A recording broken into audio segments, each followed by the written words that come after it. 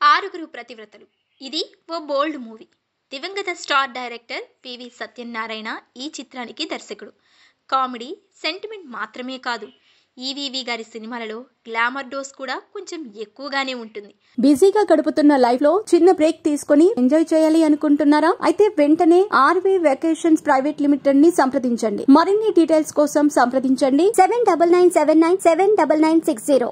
ఆయన పండించాలి అనుకుంటున్న శృంగారం మొత్తం కమెడియన్ సైడ్ నుండి పండించేవారు.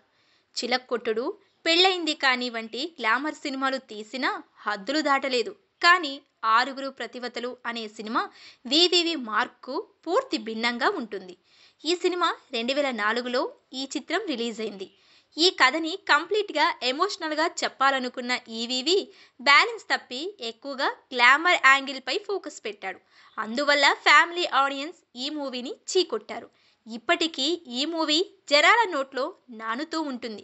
ఎందుకంటే ఈ మూవీపై మీమ్స్ ఆ రేంజ్లో వస్తాయి కాబట్టి. ఇదిలా ఉండగా ఈ చిత్రంలో భర్తకు ప్రియుడికి మధ్య నలిగిపోయే ఓ పాత్ర ఉంటుంది. ఈ సినిమాలో ఉన్న బోల్డ్ సన్నివేశాలు ఎక్కువ శాతం ఆమెవే ఉంటాయి. భర్త సంసారానికి పనిచేయడు కాబట్టి కొన్ని బలహీన క్షణాలలో మరో వ్యక్తికి లొంగిపోయి తృప్తి పొందే అమ్మాయిగా ఆమె పాత్ర ఉంటుంది. ఇక ఆ రోల్ ప్లే చేసిన అమ్మాయి పేరు అమృత. ఆమె ఓ కన్నడ నటి. 2009లో ఈమె పెళ్లి చేసుకొని సినిమాలకు గుడ్ బై చెప్పింది. ఇప్పుడు ఎక్కడ ఉంది, ఏం చేస్తుంది అనేది ఎవ్వరికీ తెలియదు.